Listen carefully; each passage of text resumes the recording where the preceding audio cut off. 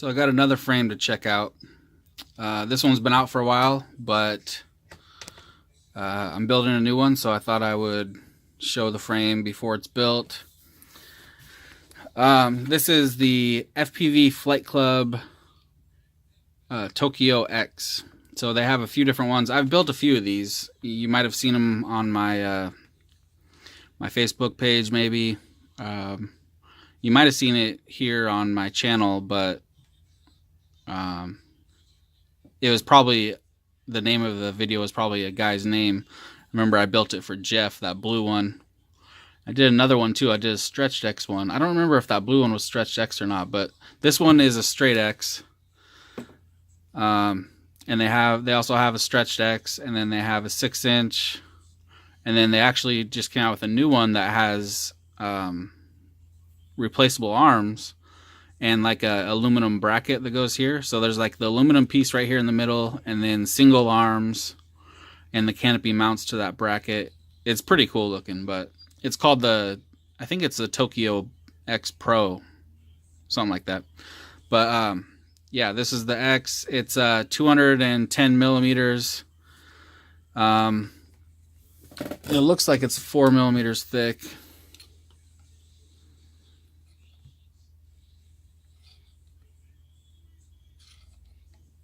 Yeah, 4 millimeters thick.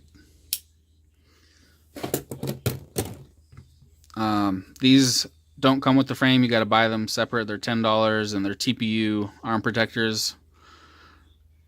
Love these things on all frames. So yeah, it's just this one piece. It's pretty light. I think it was 100 grams total for everything. And this is the canopy. This is injection molded polyurethane. I can't remember what it was. It's some kind of rubber. You can see it's injection molded, and you can see how you can squeeze it right here. But then like right here, it's a lot tougher. I mean, I can barely even squeeze it that way. And then like up here, it's pretty hard. It's like hard as a rock. And then right where it mounts to the frame is really hard too, right here. I mean, that's just hard as a rock right there and right here. So pretty tough. I couldn't see this breaking. I can't imagine that this would be very easy to break. I mean, I don't even know how you would break it. In a crash, I mean, it's going to tumble over onto this, you know, and it's pretty hard to push down. So, yeah, I don't see how it could break. Dare I say it's unbreakable? Maybe. So yeah, it just goes like that. Pretty sweet that it protects all your electronics. So this frame, since it's been out for a while, or you know, it's just made for bigger electronics, it's got the 30 by 30 holes only. The Pro version has 30 by 30 and 20 by 20 holes. I don't know about I think the Stretch X is the same. It just has the 30 by 30, and I don't know about the 6-inch. So you get this, and the canopy does come with the frame, but like I said, the arm protectors don't. They're $10 for a set. And then you get all this stuff right here. You get these 4 little rubber grommets, and then screws for mounting the canopy and your flight controller. And then there's these little, I think they're aluminum standoffs, and they go up inside the canopy like that. And then that's what you screw the screw into. Just like that. So it holds it on there pretty nice. One for the front, one for the back. Nice and tight and snug up in there. It's pretty cool. I mean, you know, to access your everything, it's just those 2 screws. You take those 2 screws out, pop the canopy off. I mean, you're going to have to pull your antennas out, but they're kind of a pain in the ass to get back in those tubes too. What I usually do is just pull the tubes out and then stick the antennas through and then put the tubes back on. That's the easiest way. But it's definitely worth it to me to protect your stuff, because once this thing's on here, I mean, especially if you have the flight controller and or the 4-in-1 or all the electronics in here, if you have them conformal coated, you know, I mean, they're not only protected from hits, but they'll be protected from wet grass or rain or whatever, you know. So pretty cool. It's got the little cutouts right here for the motor wires to go through. I think if you were to use this frame and use some race wire or something like that on here, then you just have the ultimate protection. I really don't know how strong, how durable this frame is in crashes. I mean, you could probably ask around, or there might be a Facebook group or something. It feels really, really stiff. I mean, super, super stiff. I don't know how. I mean, 4 millimeters thick, and they're super wide, really wide arms. So obviously you can use pretty much any single ESCs if you wanted to as well. And it's going to make your build a lot easier too, because there's not a ton of room under the canopy.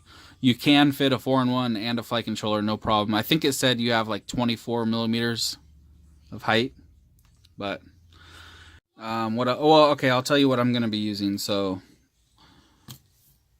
I don't have all the parts yet. They're on the way, but I do have the motors. These are Lumineer Popo motors, 2206, 2450 kV. Pretty sweet motors. These are actually the same exact motors that I used on that blue one that I did. If I can open this box. So if you watched that video, then you've already seen these. Pretty nice motors. I like the Popos. I remember testing them in the video as well. And it was pretty cool that you can just, you don't have to use the lock nut if you don't want to. I mean, I don't know if I would or not. I probably would throw it on there. So, I mean, at that point, it's like, what's the point, you know? But it's still pretty cool. Especially if you were like racing, you know? If you were at a race and you need to swap a prop, I wouldn't use a lock nut. I would just throw this on there. So you just stick it on, push the button down, turn it until it goes down. And then make sure you hear that click, and it's on. I mean, that's the fastest prop change you could ever have. Pretty cool. Done. Takes like 2 seconds to change the prop. Pretty cool. Really nice motors too.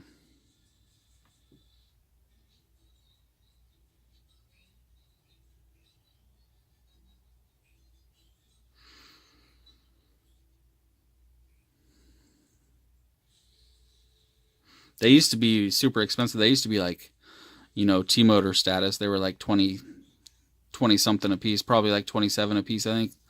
They're 20 now, if anybody cares. $19.99 a piece. Pretty nice motors, but yeah. So those, and then I got a F7 flight controller. I'm going to be trying out the new HDLRC forward F7, which is pretty cool looking flight controller. And then I got the Maytech F7 coming too. So one of those will be on here. And then the Hobby Wing 6S 4-in-1. And I'm going to try to figure out how to get a turtle on here, because I know this is made for full-size cameras. You're supposed to mount it to that's what these little notches are right here. So you can set the camera back or forward. So you're supposed to use the camera bracket that comes with the camera and mount it that way. So that way, like I was saying, those 2 screws, and you can just pop it off. You don't have to worry about the camera or anything. The camera stays with the stack. But that poses a slight problem for me mounting the turtle. But I think that I might have a bracket that is going to work with the turtle. So shouldn't be a problem. But anyway, yeah, that's about all I got. So there it is. FPV Flight Club Tokyo X with the injection molded canopy. All right, thanks.